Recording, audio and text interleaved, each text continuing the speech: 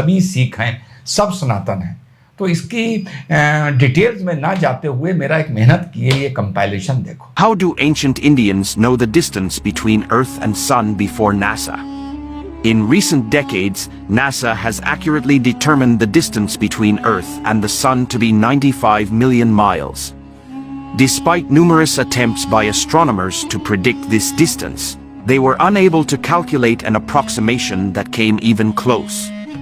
However, it is surprising to know that an Indian poet and saint, Tulsidas, had knowledge of this distance around 500 years ago without any modern technology. Tulsidas was a Ramanandi Vaishnava Hindu saint and poet who mentioned the closest distance between Earth and Sun in his famous work Hanuman Chalisa. He wrote that the Sun is approximately 96 million miles away from Earth.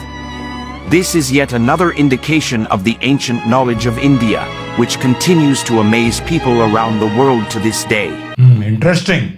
और आगे देखते हैं सनातन और science का क्या गठजोड़ है। The ancient Hindu text, the Mahabharata, is really very intriguing. Now historians agree that it was written at least about 3,000 years ago, but shockingly, there are some depictions in the text which defy our modern understanding. First of all, I want to make it clear that these ancient texts like the Ramayana and the Mahabharata cover a vast geographical area, like the whole Indian subcontinent. But according to researchers, it is not possible for a person to go around the entire subcontinent and describe the flora and fauna of those places with accurate details, unless they had some advanced technology thousands of years ago. Now, here is an extremely fascinating description in the Mahabharata, when a king by the name of Sulwa attacks Krishna's Dwarka. It is written, Sulwa came with a raging flying machine with cities inside it. The flying machine was so huge that it blocked the sun from people's view. Then it hurled fire and thunder at them. So, could it be possible that the author wrote what he really saw with his own eyes? In the movie Interstellar, we see the main character Cooper travel through a wormhole. The concept of a wormhole is not new. It can be traced back to ancient Indian scripture. The Rig Veda mentions Indra's road and Indra's net, which can be interpreted as wormholes. The Upanishads also mention vimanas, flying cars that could travel between different planes of existence. The idea of time being fluid and non-linear is also mentioned in the Vedas. Similarly, in Interstellar, Cooper experiences time dilation where time moves at different rates depending on his location. The concept of a higher power controlling the universe, referred to as the force that governs all things in the movie, is also a prevalent theme in the Vedas. The concept of the fifth dimension in the movie is similar to the idea of a higher consciousness in the Vedas. The movie also touches upon the power of love, which is a prominent theme in the Vedas. The Vedas often highlight the interconnectedness of all things, which is also a central theme in Interstellar. Management has been recognized as a science since the 1950s. One of the fathers of modern management is Peter Drucker. But didn't management exist in India even before the 1950s and the Drucker era? As a nation, we have over 5,000 years to our credit. Did we not have management scientists in our country before the 20th century? In the ancient Indian scriptures, Ramayana, Mahabharata, the various Upanishads, we found brilliant discussions of management strategies.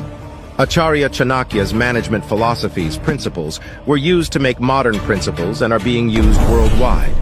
The Vedic literature contains descriptions of advanced scientific techniques, sometimes even more sophisticated than those used in our modern technological world.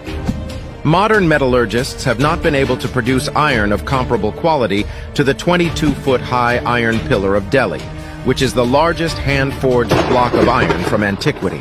Telepathy is the ability of a person to send a message using only his mind to a different person who is located at a distance. Various ancient Hindu texts had mentioned this phenomenon thousands of years ago. However, the skeptics have always been trying to discredit it as impossible.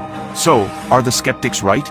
In the year 2014, researchers from the Starlab Institute, Axelum Robotics, and Harvard Medical School published their findings which shocked their peers. In their experiments, they had proven that they could detect and identify exact words from the thoughts coming out of the subject's brains. It was an amazing revelation because it opened up new possibilities of brain-to-brain communication. Next, the researchers successfully transmitted a message from a person sitting in France to a person sitting in India, without the subjects even typing or saying a word. They say it is only the beginning of research into this field. But how did the ancients know about this? The Sanskrit word Veda, meaning knowledge, wisdom, is derived from the root word vid, means to know. So it is not surprising that science is an integral part of them. Production of hydroelectric power is described in the verse Purusha Sukta. Many people sing this every day with devotion, but they may not have an idea about it. It has been so made by a special encryption technique called Katapayadi Sankhya. Only those with experience in splitting words and sentence differently, parsing, than what is taught in regular grammar class can understand them. I think this was done with the intention of protecting intellectual property. Interpretations of the Vedic texts depends on the reader as well. Apart from a good exposure to Sanskrit, one has to have a grounding in Indian philosophical systems, not only the Vedas and the subject matter he wants to look for in the Vedas. You know, India is a land of rich culture and ancient history, with many groundbreaking discoveries and inventions that have shaped the modern world. Let's get started. Our first discovery is the Hindu numeral system. Not many realize that the numeral system we use today came from India. Our next discovery is carburized steel. India is one of the pioneers in metallurgy and had been producing top-quality steel way back, 2,000 years before Michael Faraday demystified the real process. India's influence on Western philosophy is our third discovery. Many historians talk about the influence of India in ancient Greeks and Romans. The use of cotton textiles for clothing is a revolutionary Indian contribution to the world. Back in the days, the Greeks were still wearing animal skin until they found the cotton industry in India when Alexander the Great was conquering the world. Our fifth discovery is democracy. Historians know about the ancient Indian Republic of Vaishali, which dates back to 600 BCE, almost 100 years before the institution of Athenian democracy. Indian scientists have also made significant contributions to the world, from C.V. Raman's discovery of the Raman effect to Srinivasa Ramanujan's contribution to mathematics. What is the sound of this universe and how it is linked with ancient Indian beliefs? The science of this universe had a very deep connection with Hinduism. The concept of the Om sound and its connection with the creation of the universe is deeply rooted in Sanatan Dharma. According to ancient Indian scripture, Lord Shiva created the Om sound before the universe came into existence. Science has confirmed that the sound of the universe is Om, and modern technology has confirmed that the entire universe vibrates with an Om vibration. However, we cannot create the Om sound by chanting it, but we can produce a vibration similar to the vibration already present in the universe.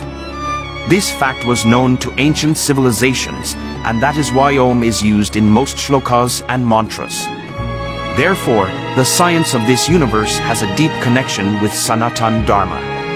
Most people think that the ancient Indian texts are nothing but the works of fiction, but let me present you with a fact, which will make you rethink about the history of human civilization on this planet. The Padma Puran is an ancient Hindu text written by Vyas, the author of the Mahabharata. In the Padma Puran, he writes, "There are 8.4 million types of different species living on this planet, and remember, this text was written thousands of years ago. But the shocking thing is, our modern scientists have been able to identify and describe only 1.3 million types of those species, and they estimate there could be about 8 to 8.7 million different types of species inhabiting our planet. So, what do you say about that? How did the author of the Padma Puran learn such a mind-boggling fact about Earth's vast ecology?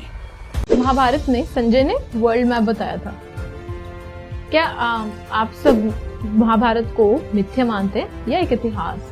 अगर आपको अभी भी इसके ऐतिहासिक होने का प्रमाण चाहिए तो एक चीज शेयर करती हूँ कि एक समय पे धृतराष्ट्र संजय से पूछते हैं कि अंतरिक्ष से हमारी पृथ्वी कैसी दिखती है। इस पे संजय ने कहा था कि पृथ्वी दो जुड़े हुए पीपल के पत्ते और एक खरगोश के जैसे दिखती है। आप ये बात पर हंसेंगे, पर अगर आप इसको उल्टा करके देखें तो आपको आज की दुनिया का मैप दिख जाएगा। अगर वो समय की साइंस का दौर एक आधुनिक दौर नहीं था तो वर्ल्ड मैप की खोज होने से पहले भी इतना सटीक मैप कैसे बन पाया? तो सुना साथियों, और जो मैंने आपको दिखाया है ये बूंद बराबर भी नहीं है। अब कुछ लोग इसका ये इंटरप्रिटेशन करेंगे कि भाई रिजवान भाई सनातनियों की या हिंदू धर्म का बड़ा सम्मान करते हैं। यहां बात सम्मान अपमान की है ही नहीं। बात यह है कि जो सनातनी होते हुए सनातन का अपमान करते हैं और इनडायरेक्टली भारत और भारत की संस्कृति का अपमान करते हैं, उनको तर्क के आधार पर कुछ ना कुछ बताना पड़ता है कि तुम कितने बेशरम हो या कितने खुशकिस्मत हो कि तुम्हारे ऊपर लाठी नहीं चल रही है, या ये पूरा सिस्टम, इकोसिस्टम कितना बदकिस्मत है कि उनके ऊपर लाठी नहीं चल रही है। अब एक सवाल उठेगा, इतनी साइंस, ये साइंस वो साइंस, तो